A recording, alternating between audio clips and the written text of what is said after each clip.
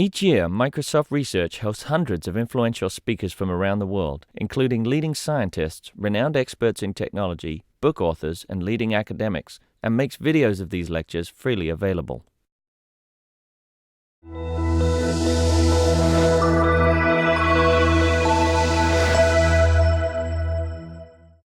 I'm Gavin. Purcell. I introduced myself earlier. I do things like this from time to time, but like not often one on everybody. So what I did here, I wanted to take you guys through something I think is kind of interesting that we do unique, which is basically, for those of you who don't know, I work on The Tonight Show, which is the largest late night talk show. Jimmy Fallon's been the host of it now for almost 2 years. I started with the show in 2008. Or 2008. I was hired in 2008. I helped. I was one of basically the first producer working on the show. I helped launch the show and the digital stuff for the show. So before that, I was the executive producer of Attack the Show at G4, which is a show that kind of bridged the digital and television worlds kind of before anybody else. So anyway, I got into this business to do this stuff. It's fun. It's interesting. I've been doing it for a while, but I feel like in order to give you guys a real sense of what I do and what we do at The Tonight Show that is separate from other shows, I thought what I would do is basically take a 24-hour look at how we cut up our show content and really see from a space-to-space, actual day-to-day basis what we're doing with the stuff. So our basic sense of what we do at our show is we have an hour of very, very high-quality content. I'm not bragging. I just feel like we do a good show. And what I try to do is find, and my team tries to do, I work with 4 people on my team. I'm the head, there's the director of social underneath, and then 3 other people underneath her. And we take that content and cut it up into small pieces in different platforms and really try to stay in touch with our audience for 24 hours a day. So I'm gonna go through, starting at 5 o'clock, a show taping, which was last Wednesday's show. The guests were Billy Joel and J.K. Simmons on the show. And I'm just gonna show you guys what we do from a day-to-day basis, 24 hours, and just kind of, that's the basis of what this will be here. So starting at 5, oh, by the way, also, there's no PowerPoint. This is a Word doc and some tabs, so I apologize for that. Okay, so at 5 o'clock, when the show tapes, I'm down on the floor with one of our other producers in the middle of the show taping, but our digital team is upstairs. There's 4 of them, and they're in the middle of pulling video as it happens from the show server, creating GIFs, creating image sets to be used during a live tweet. We'll get to that in a second. That's happening from 5 to 6:15. My personal experience in the show is I'm down there with Jimmy's desk, and so we're sitting on the stage. I'm communicating with Jimmy via IM, telling him like what the time cues are, letting him know what's going on. We'll go up to his desk in between the breaks, and then he'll go up and talk to the audience before the band every night. Excuse me. At 6:15 that night, a really cool thing happened. We do commercial promos every night where Jimmy talks to the audience with the guests, and he'll say to the local news anchors, he'll say, hey, ladies, hi, New York, Chuck and Sue. Tonight we've got J.K. Simmons and Billy Joel. Well, that night, Billy was there with his band and J.K. Simmons, and J.K. Simmons had talked about wanting to sing The Longest Time with Billy Joel, and suddenly that just happened. So this is something that happens every once in a while in the show, happens off camera, or it's on camera but off air, like not for the show actually. So we decided, hey, this is something that happens from time to time. We made a piece of content out of it. And we say, well, we want to get this uploaded to YouTube along with everything else that happens that night. So for this night, we wrote the title description, we made GIFs of that video, and had it all ready to go for the live tweet as well. Okay, and then from 6:15 to 6:45, the blogging team is starting to go through this week's hashtag contest. And kind of like Jason's show, we have been doing a thing on our show called Late Night Hashtags. Well, now it's called Tonight Show Hashtags for about 5 years now. I think it was one of the first user-generated content in mainstream media, clearly not in internet media, but one of the first, at least, mainstream media things. So this week's was Worst First Date, which turned out to be a really good one. I'm having a hard, I can't get like the full look of this here, but oh shoot, hold on, sorry. It was a good one. It worked out really well. Okay, let me go back to my pages here now. Then we get our email. There's a whole VidOps team, not that interesting.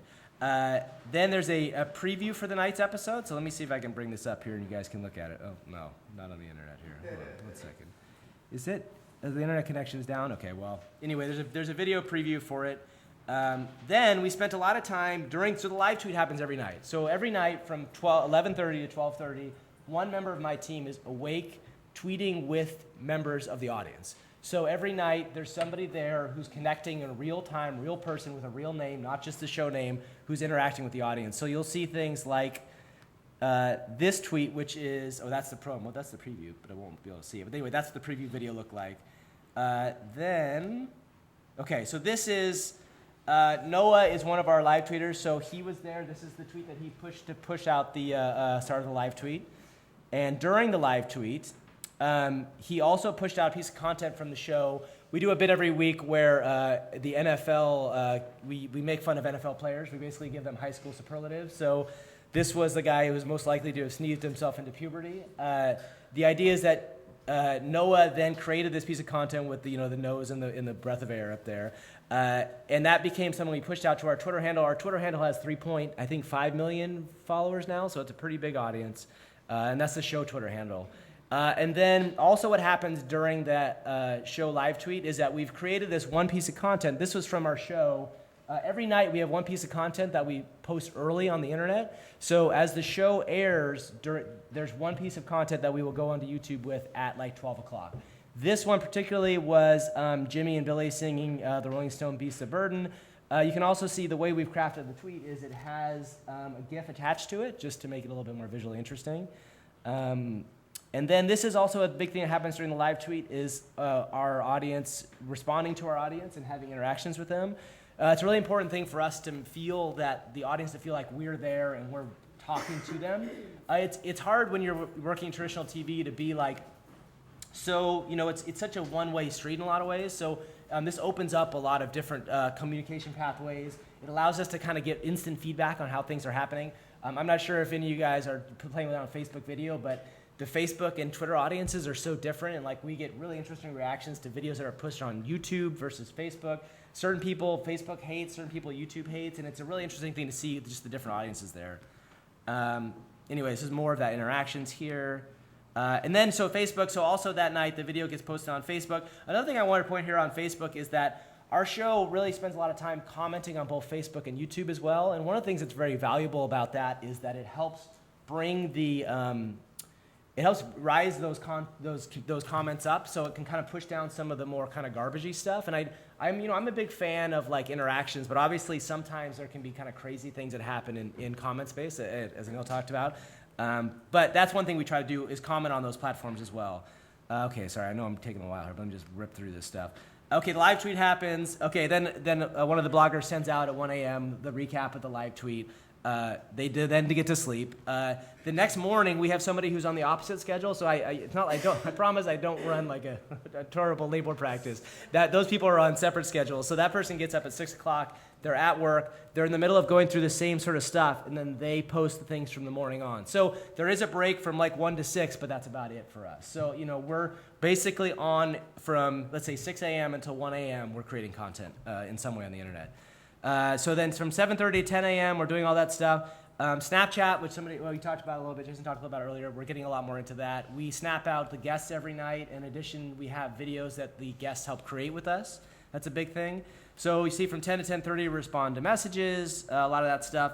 There's a production meeting I'm in charge of every 10:45 every day that I'm missing right now. That's just fine with me, to be honest with you, every once in a while. Then we have a thing that we do every Wednesday called Tickets at 12. So again, these are just a selection of some of the stuff that happens on a day-to-day basis. There's a lot more kinds of things that we do, but this is just kind of a taste. So one thing that happens, we do this thing where, so there's an image set from the thing as well. So every Wednesday we have a thing called #Tickets at 12 where you can go into the city somewhere and find a pair of tickets to the Tonight Show.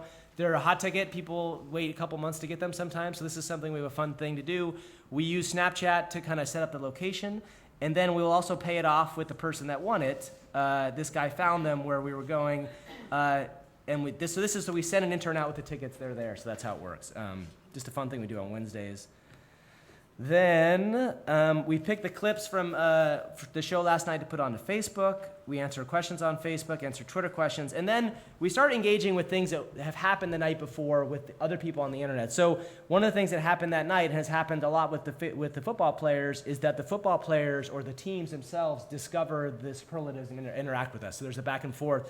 So the Seahawks actually I'm from Seattle, so I'm a big Seahawks fan, and I had some connection with these guys, but they're very active in our reactions to to our superlatives bit. Also, they made an entire video featuring their players doing superlatives of Jimmy, which was really funny. So those guys do a lot of back and forth with us. And then, individual players also. Unfortunately, this is the guy who missed the field goal this weekend, so I feel bad for him. But the individual players go back and forth as well on their Twitter handles, which is kind of a cool way to extend the bit.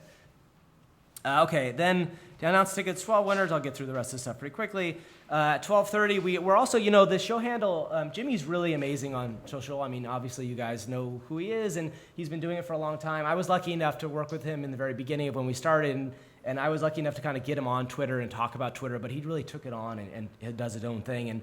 And so now he uses it really as a platform to him to talk to his audience. And to me, it's an amazing transformation of how celebrities are able to discuss things and talk directly to their audience, and Jimmy's used it in a really interesting way. So anyway, anytime something like he won the People's Choice, he tweeted about it. The show will then retweet stuff that he does, and they'll find ways just to push it out to make sure everybody can see it. Another thing we do, if you don't know, on YouTube, there's a way you can use the in-video player. It's a promotional tool on YouTube, where you can change, if while you're watching a video, you get a little slug that comes up, kind of like an on-air graphic that lets you go to a video that's featured. We use that probably every day or every other day, change it with whatever we think is a big popular video. It drives a lot of additional views for us. We update the Snapchat story at 1:30, update more comments. Then we have guest pitches. So we do individual guest pitches for the web mostly every night. So we'll do small one-on-one kind of video blog style interviews with guests in addition to the stuff that Jimmy does on camera. Those are web only. And those do pretty well as well. More talking, blah, blah, blah. Let's see. I'm trying to get through here.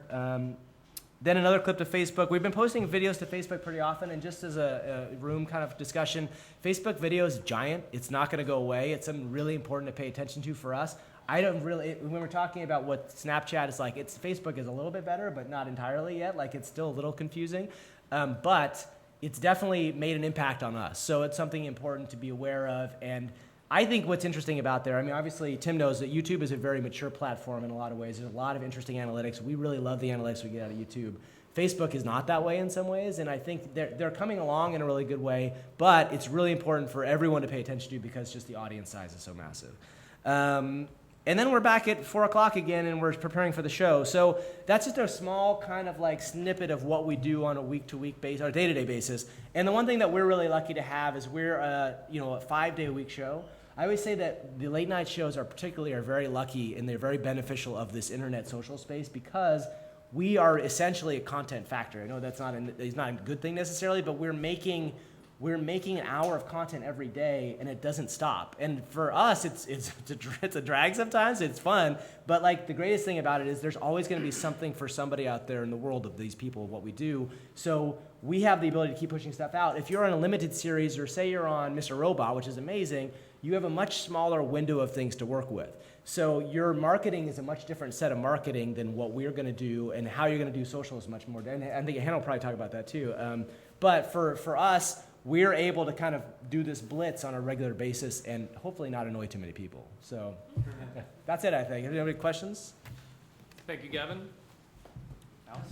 Thanks, that was really, really interesting. I'm wondering, to what extent does things that you think will perform well on the web drive the type of things that you do on the show? I'm thinking of like the lip sync battles. Sure. And the reading the stories that kids have written, given the titles of things that have done really, really well on the web. Are they kind of, do you design them to do well on the web? Well, it's that question comes up a lot. I think that the general answer I give is no. Like, I think in general what we do on our show is we create what we think is going to be interesting content. The lip sync battle, I think, is an idea that could have been done on Steve Allen's show. Do you know what I mean? You could watch that same exact idea in the exact same way, and if you watch Dean Martin do it, how amazing would that be, right? So it's like the same idea. Hashtags is a different thing, right? Hashtags is something that we did kind of create to think about how could we use Twitter in an interesting way, and that was something that came out of the idea of an interactive experience. But in general, I think people talk about, do you create video to make viral videos, or what's your secret? And actually, one thing I was talking about earlier, what I thought would be interesting to hear a conversation about, is that I really believe there's no such thing as a viral video. I mean, there are viral videos, but I should say it's impossible to make a viral video, right? And I think people forever have had this kind of idea, but to me, you just have to make the best possible thing you can. I think part of why our show works so well on the internet is that we're speaking to a different audience than the older audiences used to be. So whereas, say, Jay or Letterman's shows, those audiences didn't have the same sort of cultural touchstones that ours do, and that's why I think it's a more internet savvy, I guess is the right way to look at it.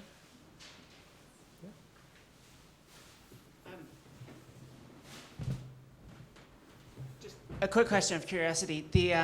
So you said these different channels have very different experiences and different reactions. Is it your goal to have a coherent voice across all of them, or do you have different people working, creating content? Or So my goal for our show stuff is to have a coherent, creative voice.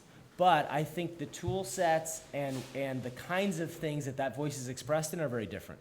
So for instance, like Snapchat voice, our voice of our show, I think if you don't already know, is like kind of playful, fun, and joyful. Like joy is what we kind of take as what the Tonight Show should really bring into your life, right? So how do you create joy across these? Well, for Tumblr, it's image sets, right? So it's image sets with like photos or something. For Instagram, it's a single image of something with text on it or not. Like it's just about how you find those different ways that the platforms can be cut up in different things.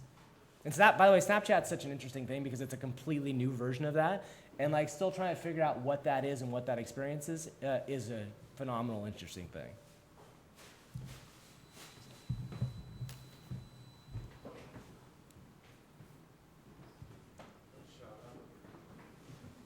Yeah, in the context of the previous conversation, do you attempt to independently monetize the digital component, or is it just you're just pushing the show itself? We, from the very beginning of our show, there have been a bunch of different ideas on that. When I first started with the show, which was in 2008, Jimmy and I were on the same page in that we just really wanted to, more than anything, get our show out there and use it as a marketing platform, all those tools, marketing platform. And it was great for us, but NBC at the time didn't believe in that. So it was a different regime than is in there now, but those guys were really not into the idea of giving away in their quote unquote content for marketing purposes. That said, there's a bunch of new people that have come in here to our company in the last 5 years, 4 years, who are really smart and understand the marketing platform of it as well too. And they were really good about that. And I think now we're reaching more of a balance because we've just started monetizing YouTube. And there are things that are getting monetized out there. So it's, for us as a show producer, for me, it's all about audience and all about growing. And again, it goes back to that thing where we're very lucky to have the immense amount of content available. I always believe that the great thing about what we have is if you see a video, if you watch that Billy Joel video, and you didn't see it on the air, to me that's okay because you might the next night remember to watch our show. And the fact that we're on every night and that we're creating something, people used to talk about appointment TV, like an appointment TV being like 8:30 on Thursday night. All I want you to remember for us is that we're on every night at 11:30. So that's a much easier appointment to make. You know what I mean? One night a week or one night every 2 weeks, that's valuable to me versus the other people had to have you show up every Thursday for those 8 weeks straight and then they were on repeat. So it's a little different for us, I think. You were pretty much answering that question I had, but just to follow up. Just to follow up to that, have you been able to measure the impact of this stuff on how many people actually view the show? Well, so it's so weird because it's hard to ever, and I don't, the ratings thing is such an interesting question. You never really know.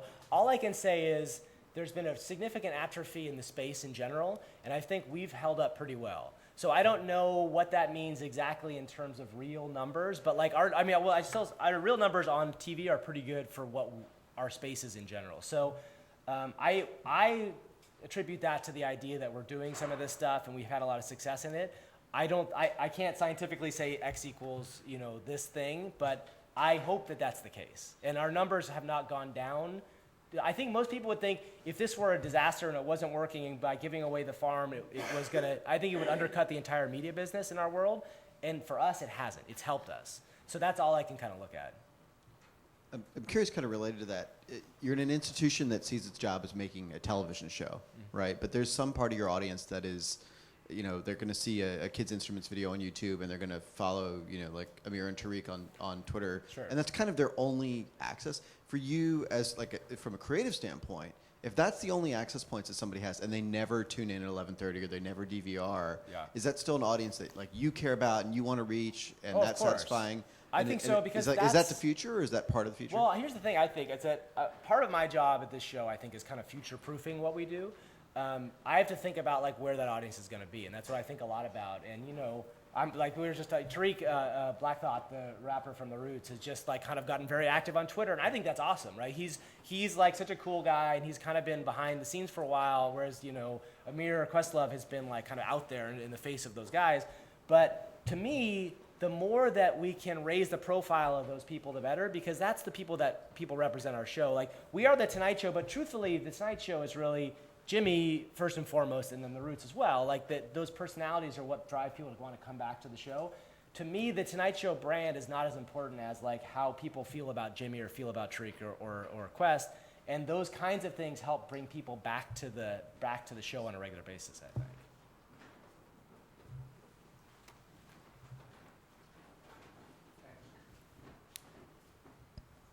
One thing I sort of like to point out that is sort of obvious but ignored is this is a humor show. Yes. Okay, the purpose of humor is essentially social. I'm teaching a course in the psychology of humor. We laugh 30 times more when we're with people than alone. So humor is an ideal environment for these social networks. And traditionally, when you look at humor, if you look at it like the source of humor and the person who responds, okay? It's like a one-directional thing. I'm the source, let's say on TV, you're out there in the audience, and that's it. Now, then you go to the thing where, the respondent can respond to the source, back and forth. That's conversation, and that's how, when we laugh about every 10 or 20 times in normal conversation. When you keep diaries of it, you don't even realize how much is happening. So that's social. And then when you amplify that by there being a whole network of the sources here, a whole network of respondents. And that's why I think humor basically is such an important sort of phenomenon here for social networks, because it really creates the ideal environment where, first of all, people can comment in a very relaxed way, right? And the feedback is constant. So that's what I think is really personally happening here, which is why this type of stuff is exploding. Oh, sure. And I think that, it's both. On the other side of it, it's also why criticism and anger is also exploding, right? Like it's the same sort of things. It's people's emotions, I think, that they want to feel something. And I think I hope that we are able to like engage people in a way that same sort of stuff does, I think. So do you get a lot of, is there a filtering in terms of the comments? I know, on the New Yorker site, for instance, I think they pretty much shut down the comments. Right. Because you start to get sort of the Gresham's law of comments, you know what I mean, where the bad is just completely driving out. I mean, definitely you get comments all across the board. I think we always try to stay positive and just engage with positive people, because that's just the way it has worked for us. But yeah, you definitely get both sides of the thing. I mean, any online conversation you have that. Thanks everybody, I appreciate it.